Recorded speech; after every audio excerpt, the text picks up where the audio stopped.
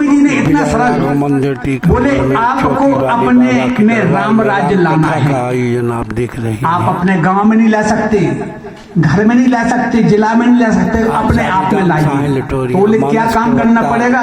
तो बोले पहले सबसे नीचे की कड़ी को बुलाइए। आप कहा आप अवलोकन कर। नीचे की कड़ी कौन है? राम, लक्ष्मण, भरत और शत्रुघ्न, 4 जने हैं।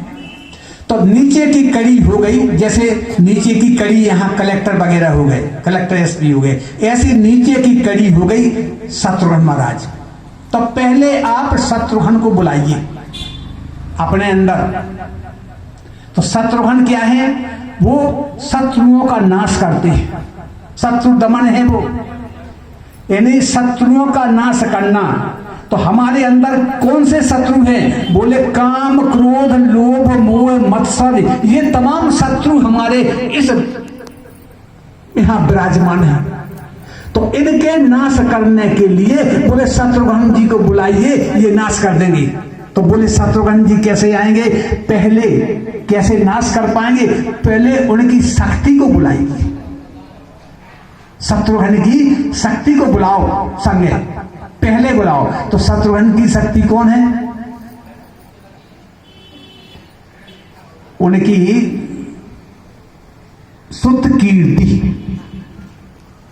क्या नाम है? सुत कीर्ति। माने गोस्वामी जी कहते हैं कि भगवान के गुणोगान की कीर्ति को सुनो, यह सुत कीर्ति। आप भगवान के गुणों को, निरंतर गुणगान को सुनिए। तो शक्ति जब सुनेंगे तो आपके काम, क्रोध, लोभ, मोह, मत्सर, ये राक्षस सभी भाग जाएंगे। फिर बोलिए जब हमारा काम, क्रोध, लोभ, मोह, मत्सर ये भाग गए तो ये भवन खाली हो गया, दुश्मनों से, राक्षसों से ये भवन खाली हो गया। तो बोले फिर उनके ऊंचे की कड़ी बुलाओ। अब ऊंची कड़ी क्या है? शत्रुघ्न से बड़े कौन है? लक्ष्मण जी। लक्ष्मण, लक्ष्मण का उद्देश्य क्या है? लक्ष्य क्या है? उद्देश्य क्या है? बोले तुम्हें प्रभु स्वामी गुरुपित मात न जानो का। गुरु जी माने लक्ष्मण जी कहते हैं कि हमारा एक ही उद्देश्य है कि केवल राम है, जो ना मेरे राम का सो मेरे ना काम का। हमारे तो राम है, राम के अलावा गुरु पितु मातु न जानो का, हम किसी को नहीं जानते। हमारा लक्ष्य है ये कि हम तो राम के ही है, राम हमारे। तो वो तो लक्ष्मण जी की बात है। तो बोले कि कैसे सिद्ध होगा? बोले उनकी शक्ति को पहले बुलाइए आप। उनकी शक्ति है कौन? उर्मिला। उर्मिला माने अपने हृदय में ये विचार कर लीजिए कि हमारा राम के अलावा कोई नहीं है। उनके लक्ष्मण जी की शक्ति उर्मिला का मतलब है कि हमारे हमारे हृदय में ये धारणा हो गई कि राम के अलावा हमारा किसी कोई मतलब नहीं है, जो ना मेरे राम का सो ना मेरे काम का। इसलिए जब ये धारणा हमने इधर में आ गई कि हमारे तो राम जी हैं और कोई नहीं है, तो हमारे हृदय में ये बात हो गई कि हमारे राम जी हैं। इसके बाद में उनकी तीसरी कड़ी को बुलाइए। अब तीसरी कड़ी में कौन आते हैं? भरत।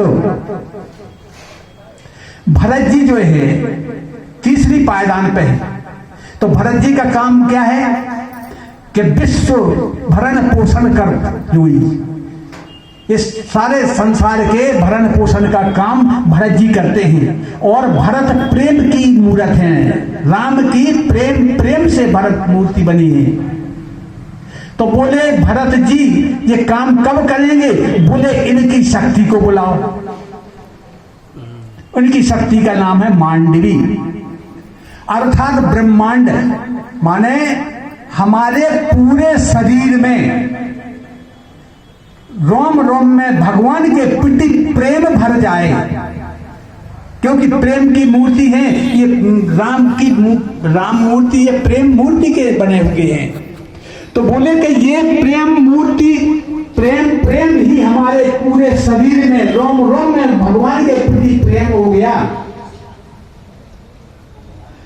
तो मांडवी की सहायता से हमारा पूरा शरीर प्रेममय हो जाएगा, राममय हो जाएगा। इसके बाद में फिर राम जी को बुलाइए। तो राम जी को बुलाने के पहले उनकी शक्ति को बुलाइए आप। अब राम जी की शक्ति कौन है? सीता जी। बोले सीता जी कौन है? कि जनक सुता जग जनन जानकी, अतिशय प्रिय करुणा निधान की, ताके युग पद कमल मनाऊं, जास कृपा निर्मल मति पाऊं। निर्मल माने साफ सुथरी बुद्धि हमको सीता जी से प्राप्त होगी। तो सीता जी ने आके हमारे इस भवन को जब उन्होंने देखा कि दुश्मनों से भवन खाली है, उद्देश्य भी बन गया, राम के प्रति लक्ष्य हो गया इस शरीर में, और फिर प्रेम से भरत जी ने मांडवी की सहायता से प्रेम से हमारा शरीर को बंध दिया कि हमारा तो सब कुछ राम ही राम है। तो राम से जब पूरा शरीर भर गया तो सीता जी आई तो उन्होंने क्या, जास कृपा निर्मल मति पाऊं, उनकी कृपा से सद्बुद्धि आ गई। फिर भगवान श्री राम जी आते।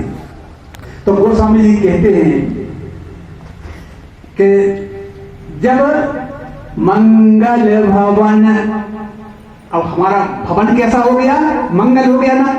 चारों भैया ने, चारों बंगों ने हमारे हृदय को मंगल कर दिया। तो मंगल भवन अमंगल हारी, जितने अमंगल थे सब चले गए। मंगल भवन अमंगल हारी, द्रवस दशरथ यजर बिहारी। तब इसमें दशरथ जी के चारों पुत्र और चारों पुत्र वधु हमारे अंदर खिल रहे हैं। इस तरह से हमारे अंदर राम राज्य हो सकता है। और राम राज्य जब हुआ तो कोई दुखी नहीं, सब सुखी, ना कोई दुखी, ना दरिद्र, न लक्षणहीन।